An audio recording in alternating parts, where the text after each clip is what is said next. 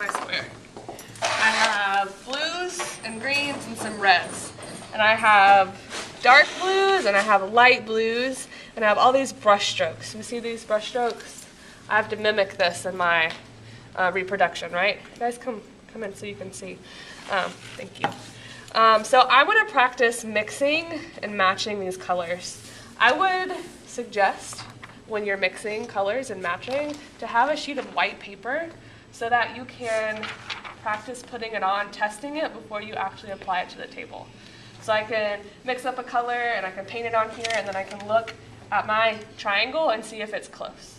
Okay? Does that make sense before I start painting it on the table? So to step out, that's the reason why we gessoed the tables white, so we have a blank canvas, so our color mixing will be appropriate and match up to the actual reproduction. Yes. All right, so what color should I mix? Give me, look at this. Tell me which color you want me to mix. I have blue here, but I also have all the primary colors.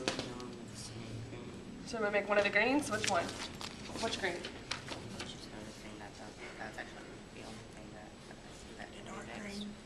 The dark green? At the top. Ooh, this green? Okay, and that even has some blue in it too, right? So she wants me to mix this green up here. So what do I need? Blue and yellow. Will you grab me the yellow? And what else do I need? This is a dark green. Do you think I need some black? Maybe I'll have it just in case, right? If I need to make it a little bit darker. So I have one of these trays so that I have enough room to mix, and I'm not getting a whole bunch of paint. See what I got? Because I'm practicing mixing this color first. Once I figured it out, I can add some more paint to it, mix it. But if I start pouring a whole bunch of paint in here and mixing in a whole bunch of another color, it's going to get goopy and globby and it's going to get a lot of paint, and I could have mixed the entirely wrong color, right? And then I have wasted all that paint. So start small like we did last time. We don't need a whole bunch of it. So this is a darker green. So I'm going to have more blue than yellow, right? Because blue is the darker of the two. So let's get some yellow.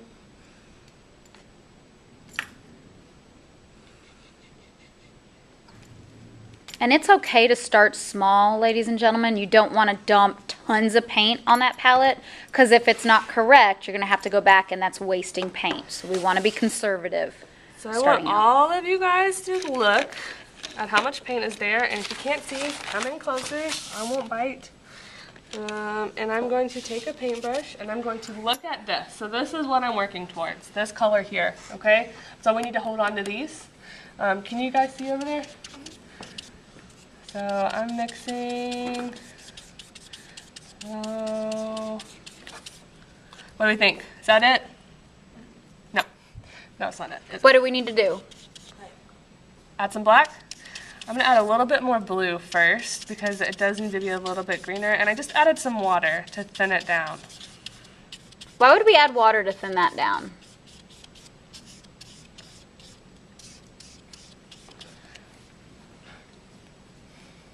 So it won't be so thick when you put it in? So it won't be so thick? Yeah. It also gives me a better kind of transparent look at the mixture that I'm making, right? It mixes it a little bit easier. And we're using acrylic paint, so in order to thin those out, we have to use water with that. All right, so is that it?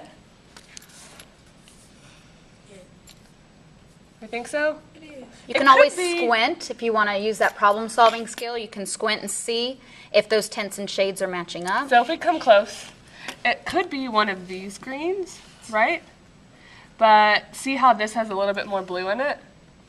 So I might want to keep mixing if I want that one. So this is an Impressionist piece, right? This is by Monet. So a lot of his colors have a lot of thick colors inside of it that mixes in bits of other colors. Does that make sense? So he has one brush and it might have blue and green and white on it, and he uses that brush stroke. So this is going to be a little bit different for some of you who have the flat color like pop art. It has flat grays and flat pinks and stuff like that. which would be a little bit easier to mix because you have a whole block of that color, right? And then to step out really quickly, that goes back to our timelines when we did our characteristics for our movement. Part of your reproduction on your table is to use that timeline and reference that so you can get that style of painting. So the Impressionist painting that we're doing here, remember those thick brush strokes but quick movements. So we're using that type of style when we start painting on the tables as well. So I added a little bit more blue, and then I went back with the blue paint and just added that on there to see if I could get the same effect as the Impressionist. What do we think? Is that a little bit closer to that? It's too blue. You know what I think I might need is a little bit of white. Because if we look at this, it kind of looks like it's got some highlights in it. So let's see what this does. So today you're really using that unit when we did color theory and color mixing. Use those tints and shades if you need to. Look at that reproduction and see where you can add or take away. So that might be 2.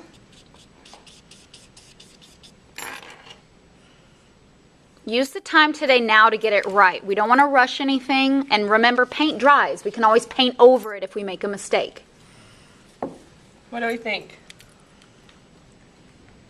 Closer? Get in there? What do you think, Priyana? A little bit. So I want you to use this technique, matching back and forth, to try to find those right colors today. Okay? What do we have to do first before we start doing any of this? Make sure you finish your sketches. Before we get started on that, we have about 15 minutes.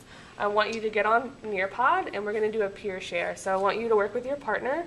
I want you guys to give each other feedback and really look at what you have on your table. Step out of it. Look at your triangle, look at what's on the table, and see what areas you still need to work on so that we have a starting point for tomorrow and for the rest of today so we can set those goals and get them finished. I think some of you, we might not start painting until tomorrow. And that's okay. Because we really want to get these sketches as accurate as possible, okay? Does that make sense? All right, so what are we doing now? Yeah, we're getting on Nearpod to do our peer share real quick, okay? So we're going to work with our partner. We're going to analyze what we have on the table and see where we need to work, what areas we need to work on, okay? Still got me